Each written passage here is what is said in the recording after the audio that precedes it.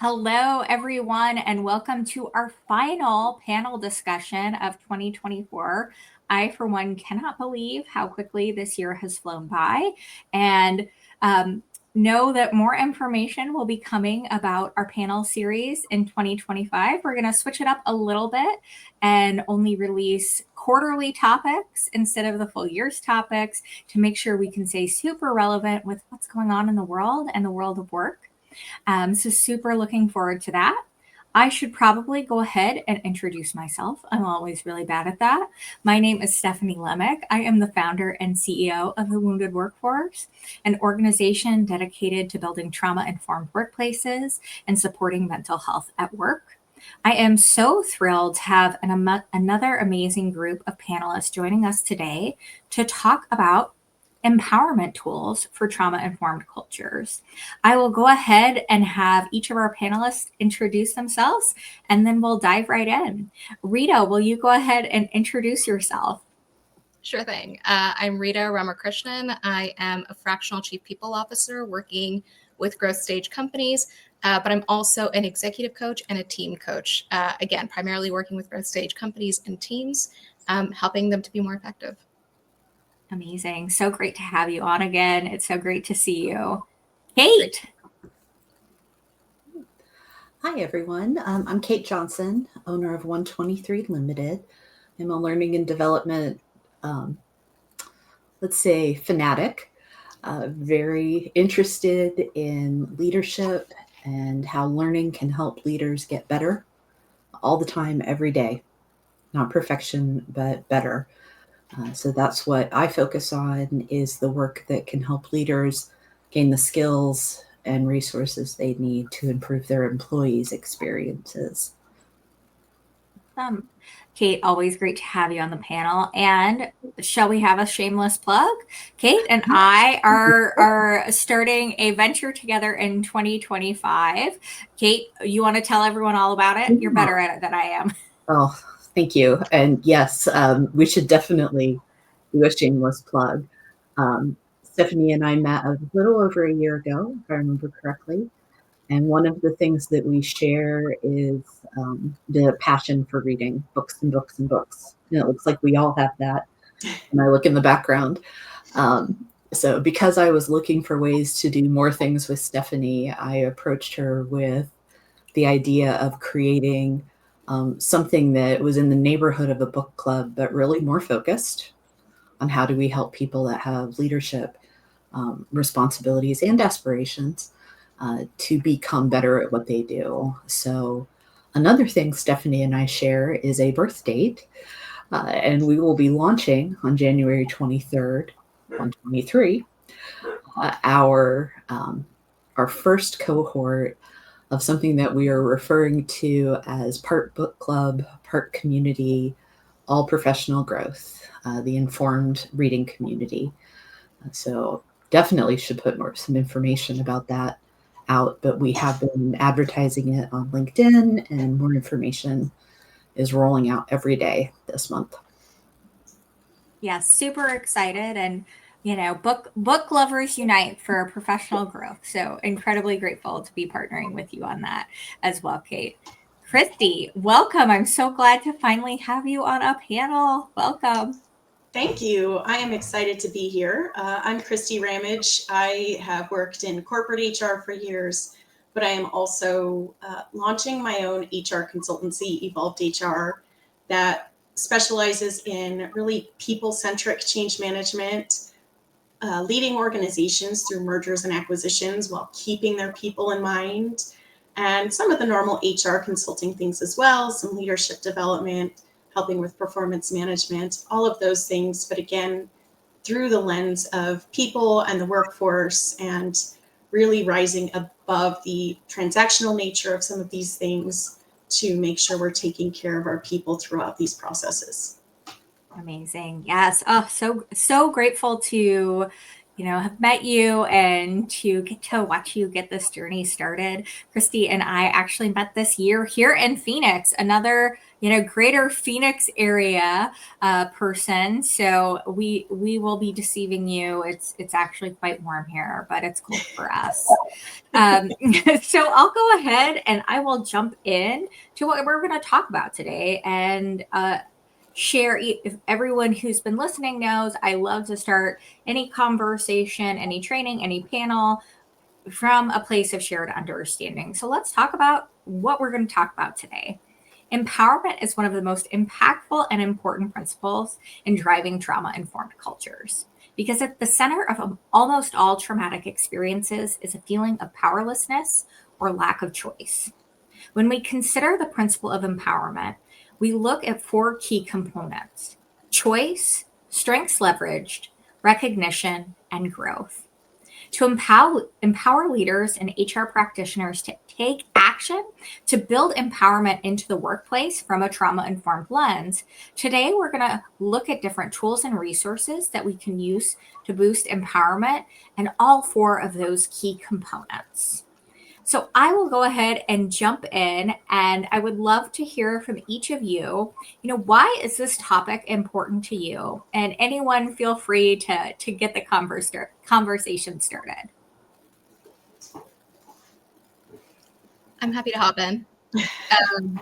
One thing I didn't mention in my introduction is a lot of the folks that I typically work with are neurodivergent.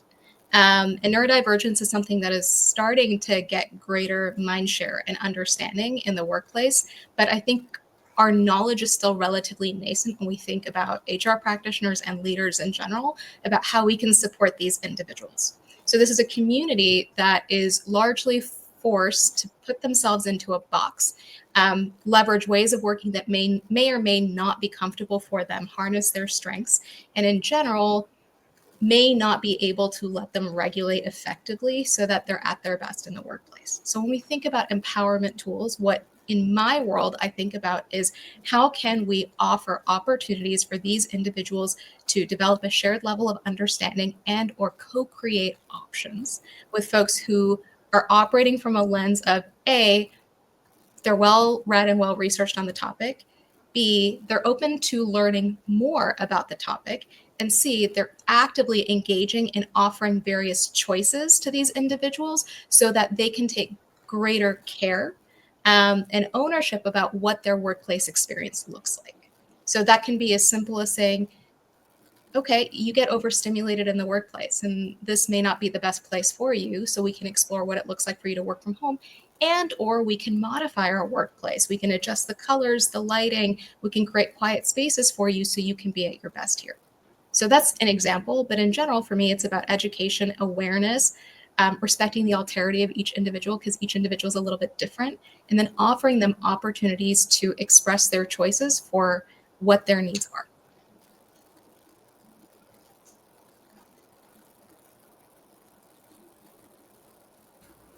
It's hard to go after that, but I will.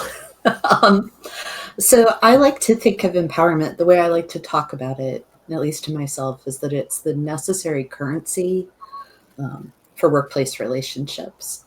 That empowerment lets us set those fence posts, employer to employee.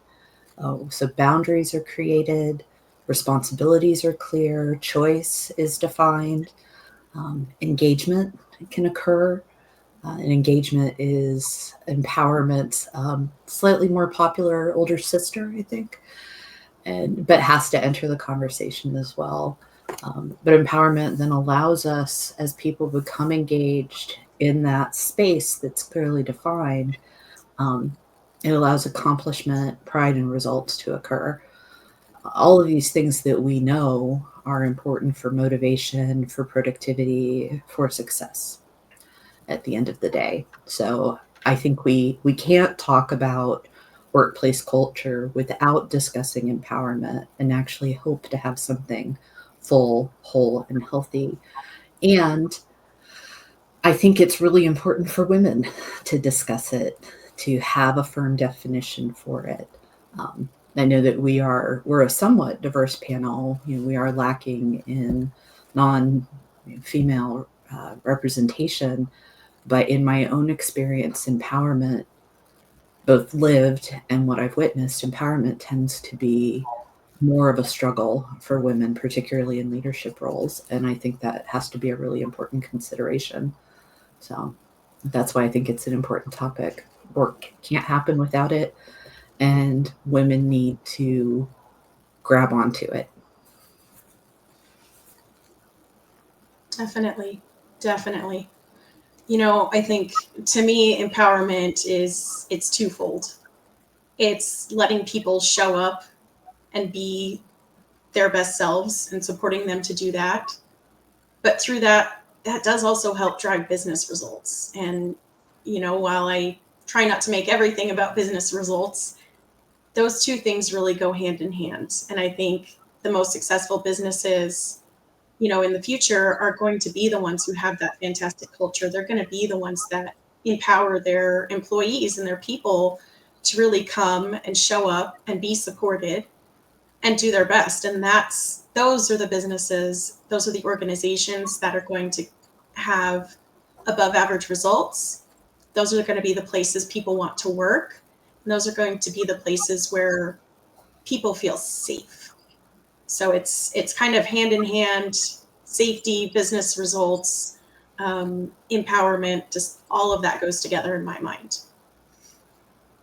Love that one. Oh, this is going to be such a good conversation. Christy, I love that you brought up the business results, the business perspective, because I think that is something that is so important when we talk about, you know, why it's important to invest in strong cultures, why it's important to invest in trauma-informed workplaces. And something that I always make the connection with when it comes to empowerment specifically is so often I hear managers, leaders talk about how they wish their employees would take more ownership of their work. And the key to unlocking ownership, in my opinion, is empowerment. So I love that you made that connection, because right then I was like, yes, that's my saying. That's what I always get to. So I love that connection you made. When we think about empowerment is also one of those words that kind of gets thrown around a lot. At work and other places. So, on that note, what do you think we get wrong when we talk about empowerment at work or in the workplace? I think a lot we fail to provide guidance for that empowerment. Mm-hmm. We tell our people, hey, you know, I want you to feel comfortable making decisions, and leave it at that. And leaders tend to step back and be a little bit hands off at that point. But their people might need more guidance as far as what decisions can I make? Where do I need to come to you for additional support? So I think that we can't just say, oh, yes, I let my people make decisions and then stand back and now they're empowered. We have to provide them more guidance and care and still be there for them while allowing them to make those decisions. I think in addition to that, we also treat it as a one-way exchange. Like, oh, I am giving you power. And that doesn't place employees in a position where they can really feel ownership, because they're constantly waiting. Can I do? Mother, may I? And I actually think that this is very similar to the question of employee engagement in a lot of ways, that we don't just do it for or to employees, that the leaders, the organizations have to create that environment where people can plug in, they can engage, or in this context, where they can see this is where my power sits. And this is obviously kind of an easy thing for me to say from the place of privilege that I have, but I do think you have to see yourself as empowered, no matter of saying, oh, I've given decision-making authority to you, is going to come into effect until I set my mind to this is what I have the power, the authority, the responsibility to accomplish. So I think we often treat it as it just comes down from above, when it has to be this dialogue between employer and employee. Yeah. And to add to that, I'll say a couple of things. One is when we think about empowerment on a spectrum of directive to lackadaisical, for some organizations, they believe empowerment is go forth and figure out what you need. Like, tell me what you need and we'll work it out. And in other organizations, they'll be very directive about the boundaries of empowerment. Like, these are the decisions I'm comfortable with you making. And there's a liminal space in between those things, which is co-creative, right? Like, let's partner together to figure out what needs exist, what boundaries need to exist, and find that balance where we are working through what empowerment means for us in this moment and in this relationship and in the context of this business and the results that we need to achieve. So that's one thing. But the second thing is really around frequency. It's not a one and done. It's not. You can't say, cool, like we have a line on how decisions need to be made, because business is dynamic and the business environment is dynamic. And so these co-creative relationships require frequent check-ins to say, is this working? What has changed in our dynamic? What has changed in our environment? And how do we evolve our definitions of empowerment? What more do you need from me in order to feel empowered? Or what could this look like? What possibilities exist for you in a world where I relinquish more control, or you take more control, or we find some balance between those two alternatives?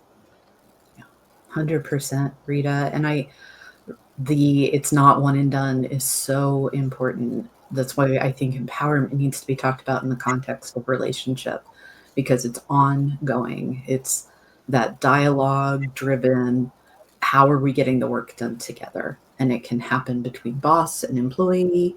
It can happen between employees. It can be leaders working with leaders for it, but stressing the dynamism of the workplace. And then the fact that people change. My priorities, my needs can be different from week to week, year to year.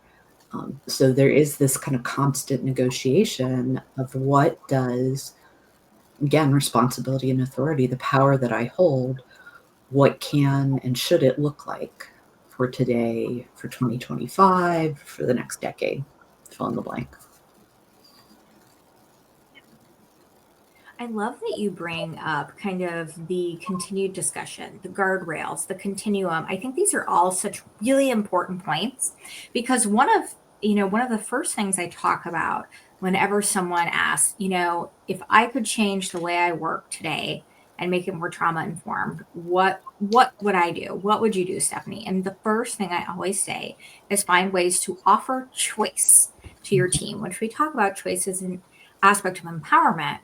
When you say choice, a lot of people think, "Oh my gosh, I can't just let my employees do whatever they want." And that's not what we mean. What we mean is choice can be anything from you can do X or Y to, "Hey, I need you to do X and you go ahead and decide how you do it," or "What do you think your priorities should be and how can I support you doing it?" Again, there's that range that adjusts to what makes sense for the leader, adjusts to that organization. It changes over time as well. I think it's so important because for some people, they think, gosh, this won't work for my organization because we have to do things in a certain way. It might just look a little bit different. So I love the nuance of the conversation you guys are having. So go ahead. Sorry, I have lots of opinions. You can feel free to cut me off. I love choice in this context, obviously because it has the connections to the trauma-informed practices, but I also see choice as a really important pillar in any sort of change leadership.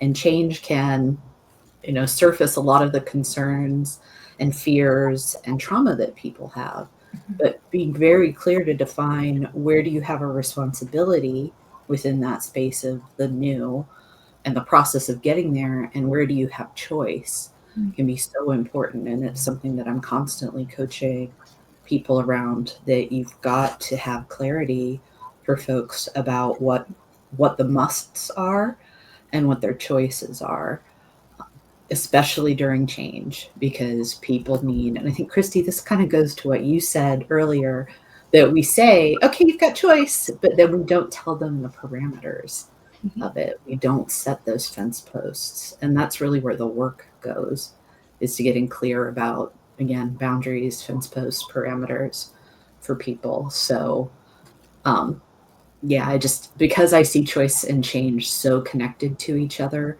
and change has such an impact on how people experience their work environment, as whether or not it's trauma informed or not. I could spend, I think, the rest of our time keeping us stuck on the question of choice and empowerment, but I will stop now.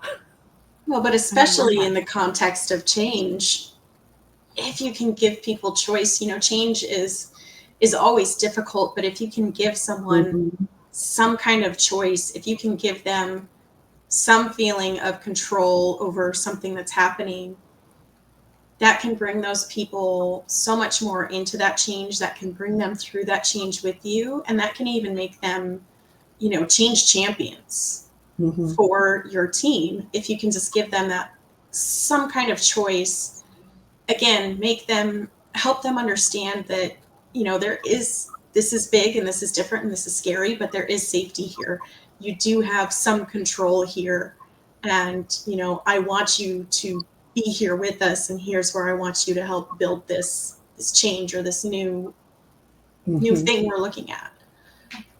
Yeah, I like to put that a little bit differently. I like to say, particularly when you're running any sort of large change, be disciplined about the what. As a business leader, you have to manage risk for the business. So be disciplined about the what, but be very flexible on the how, and Mhm. allow people to process things in the way they need.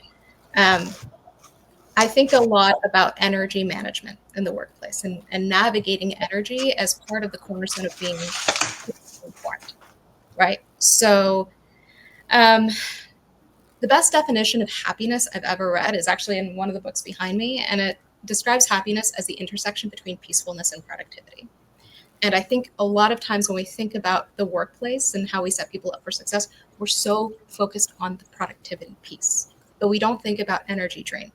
We don't think about the worker who leaves, the employee who leaves at the end of the day and just feels crushed and drained and like they don't have the energy for anything else. So the question I like to ask when evaluating that tension between flexibility and discipline is, where is your energy feeling right now?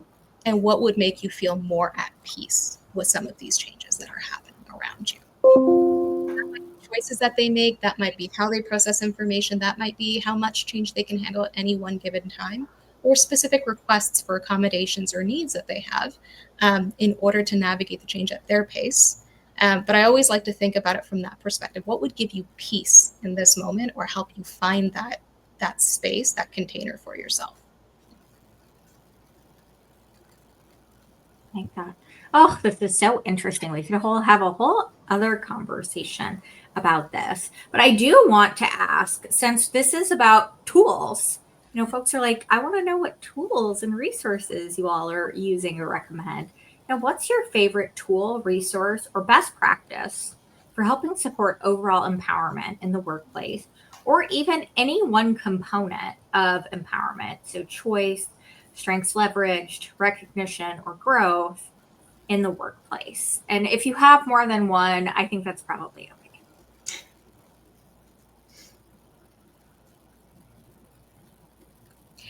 So I can start.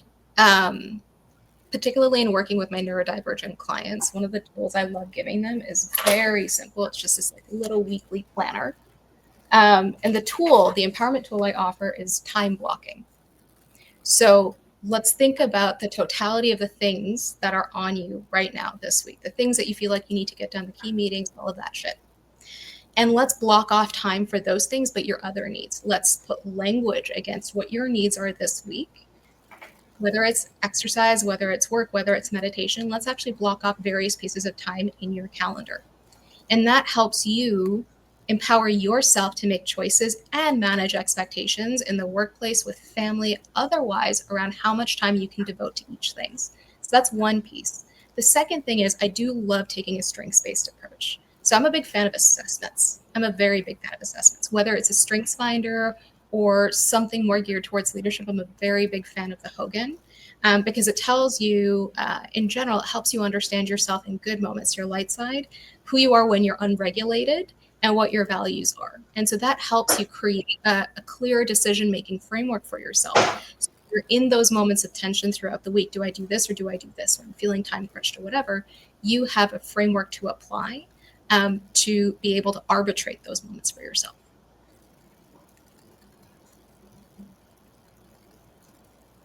I love strengths as well, Clifton strengths. 10 out of 10, highly recommend. I love mention of values, Rita, there are the personal values that you bring as an employee or a leader. And even though corporate values are sometimes not, they don't really get dressed and walk around like we would want them to, aligning decisions to what our stated values are, one, it's a way to shore them up and make them more present, but it's also, it becomes a blueprint for, if you're making a decision that's in line with our values, with our strategy and stated priorities, you should be in good stead. So it can become a tool for those empowerment discussions. We talked a little bit before about, frequency and constancy. I think just having an established kind of sacred practice, if you will, that we are meeting regularly to discuss the work. There is a formal framework, RACI, responsible, accountable, communication, and informed, that can be used if you really need to sketch out in detail, if you will, who's responsible, who is accountable, who needs to receive communication, who should be consistently informed, that can help people understand, here's how I fit into the chain of command, or where my scope sits or doesn't. I like a sort of bastardized version of that, that doesn't require quite as much structure and can be a lot more conversational. And it's just a yours, mine, and ours discussion. I found it really useful as a coaching tool for leaders, but then also as a manager myself, when the lines are getting kind of blurry of what's yours, what's mine, and what's ours, so that we are defining that on an ongoing basis and using it as almost like our playbook for projects or particular work needs that are occurring.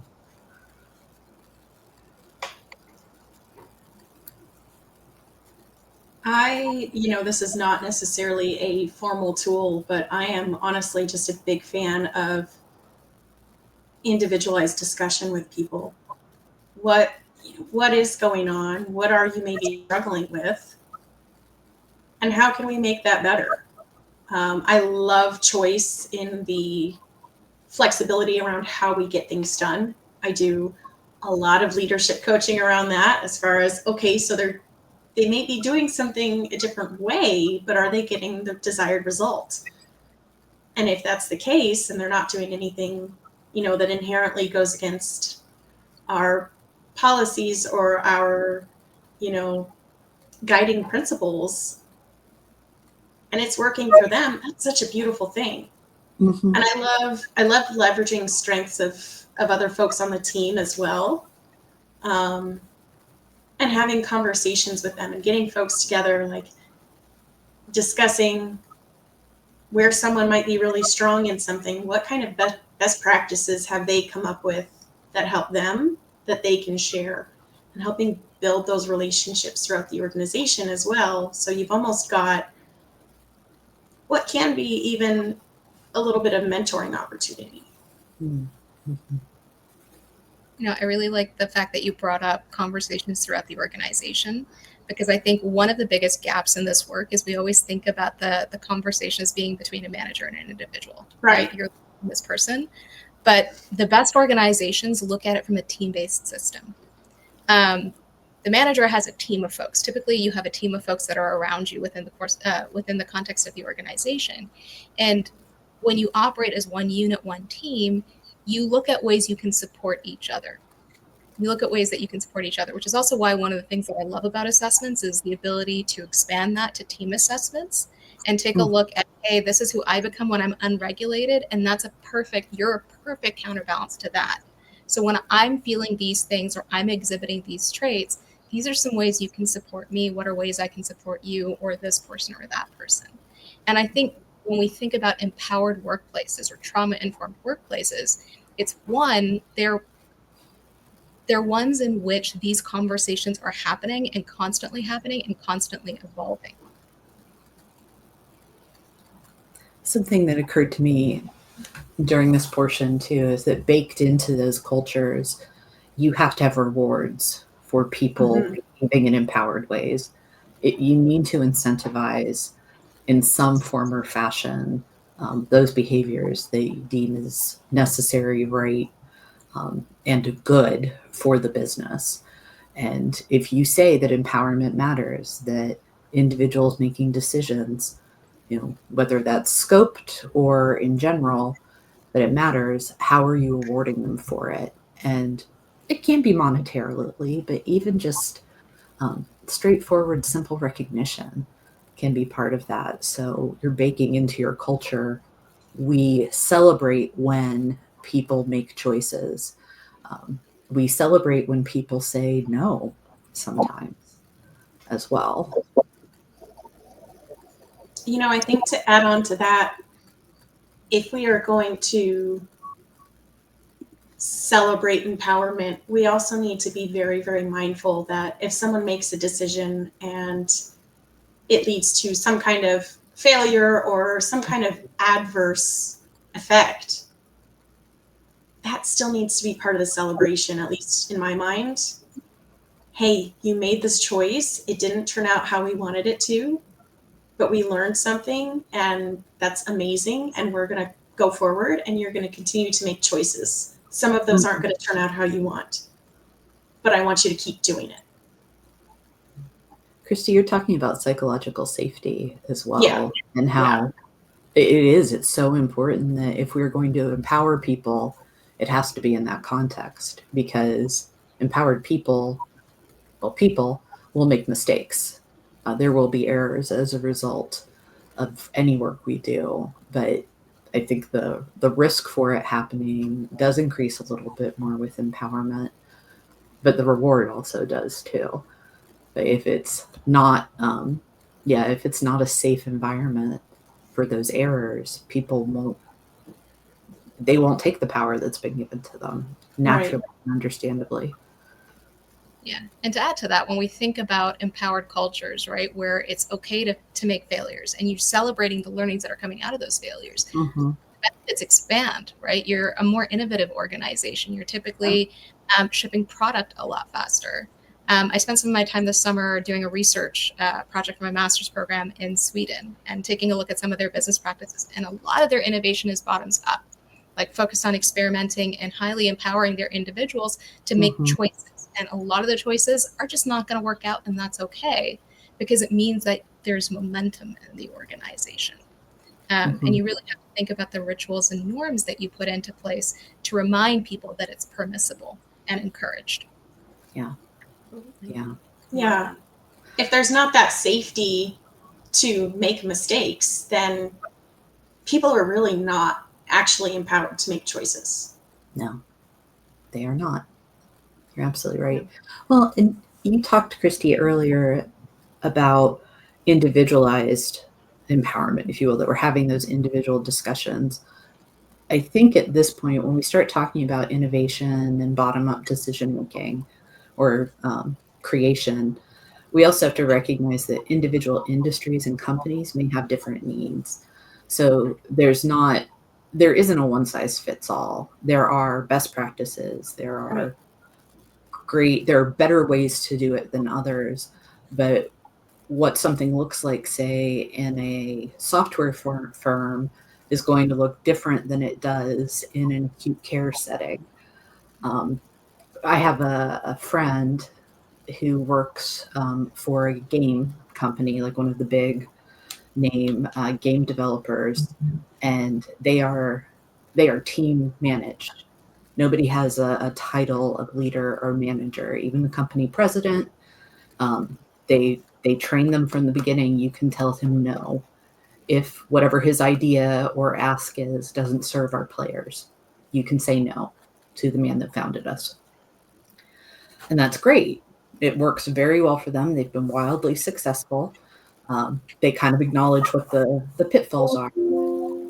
My background comes from acute care, healthcare settings, and you have to have parameters around what can and can't be done when we're talking about critical and acute care.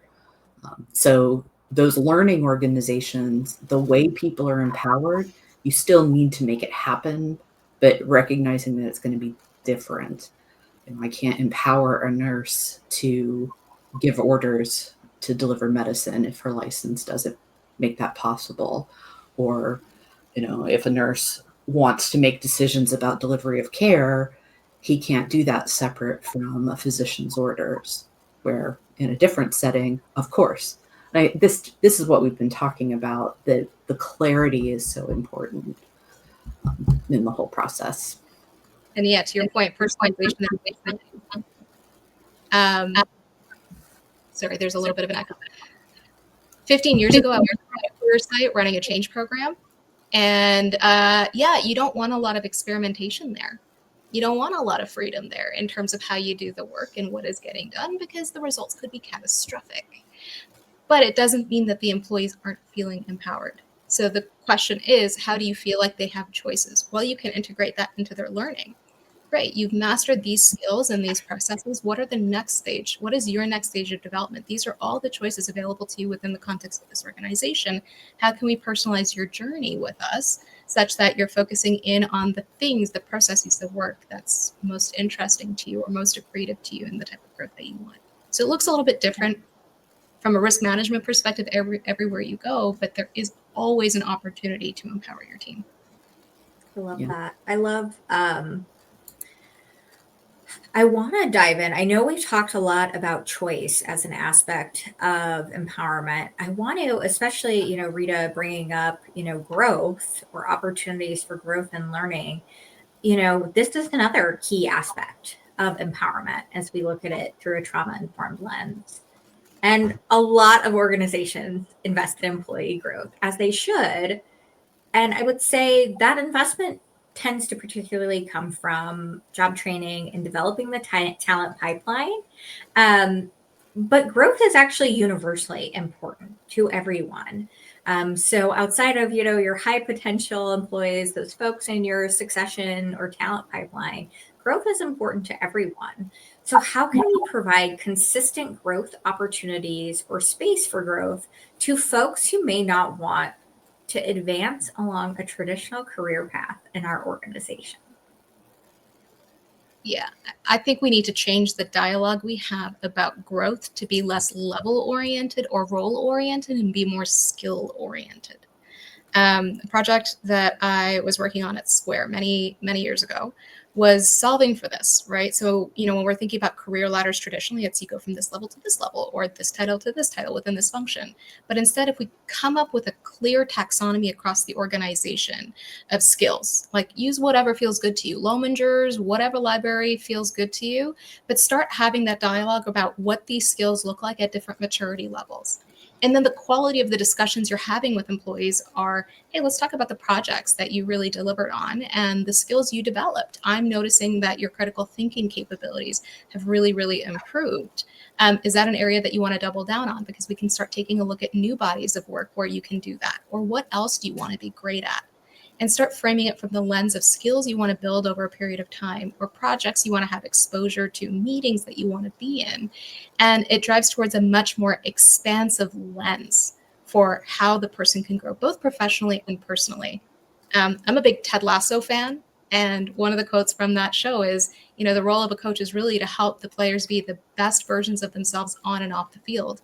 And I think as practitioners, we need to think about our work the same way.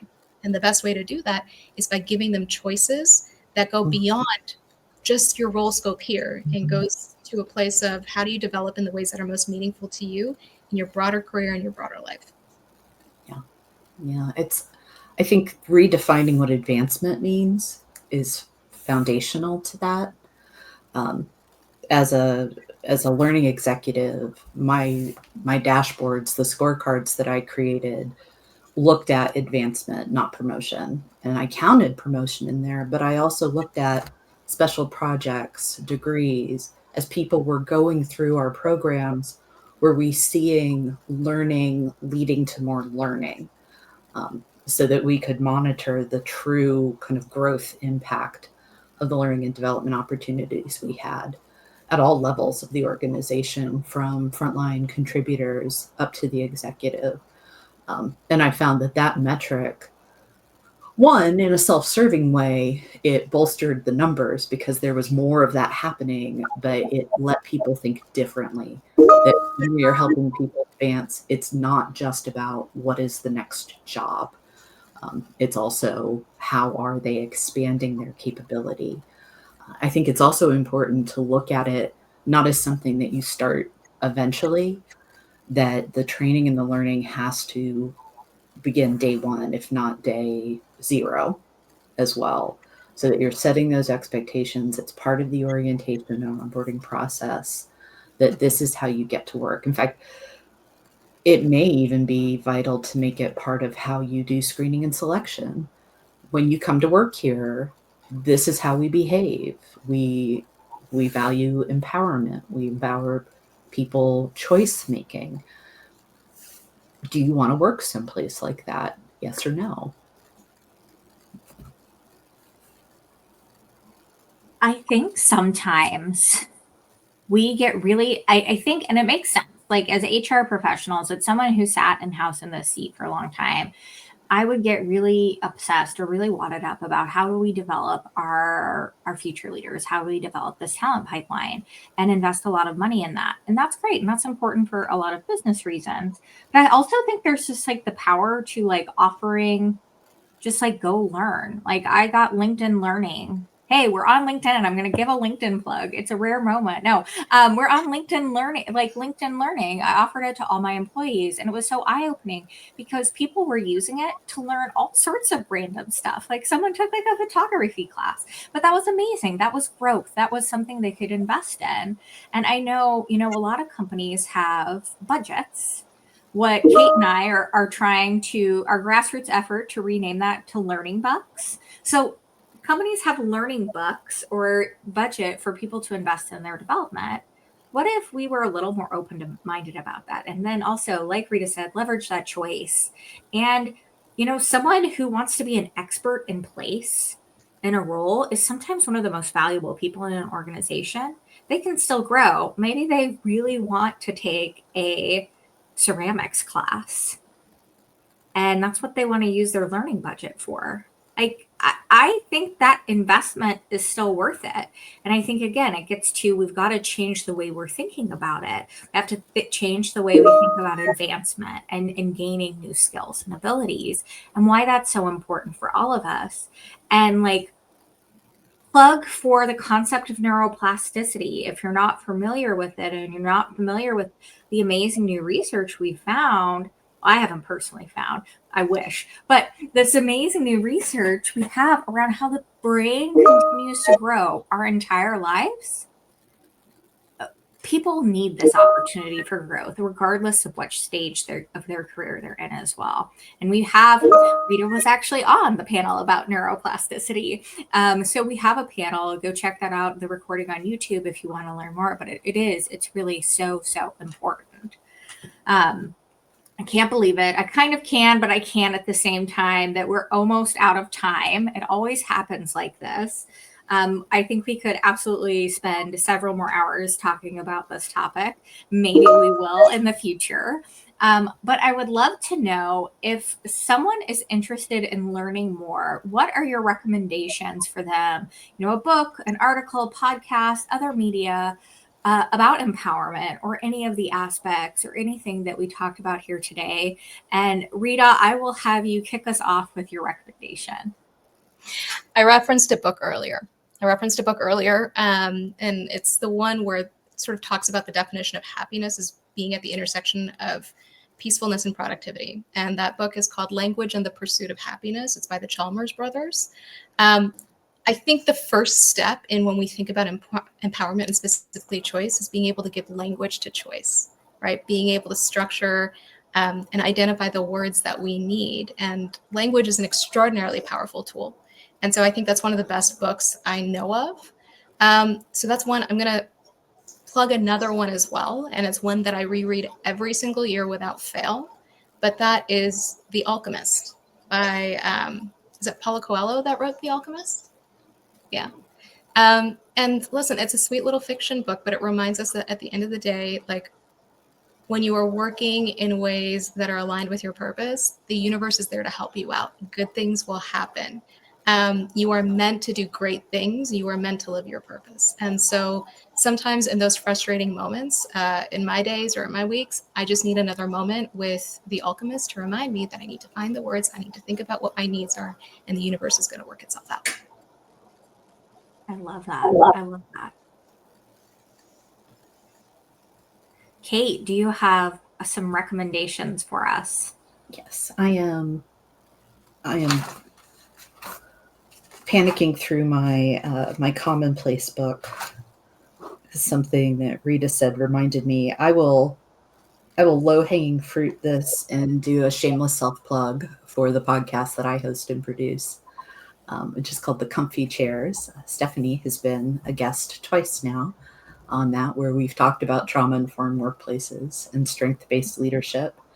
And this work of how do leaders do better is the primary focus of that. So I would love to have people listen in. And I think as I'm listening to the discussion we've had, this is something that I'd want to cover in the new year as well myself, as somebody working in that space. And I can't find it. There was a book that I thought might have been a good ad, but I will stop now and hand things over to Christy. Well, I will shamelessly plug actually anything Stephanie has ever written. Because every time I read something that you have written, it's just this like light bulb moment, like, oh my gosh, duh. But on a bit of a tactical level, so Harvard Business Review has an article. It's 5 strategies to empower employees to make decisions. And I really love giving folks tactical resources that literally walk through, okay, here are the steps you need to do to get to that place where you can delegate a little bit more decision making to your employees. And on a bit of a higher level, I love The Culture Code by Daniel Coyle.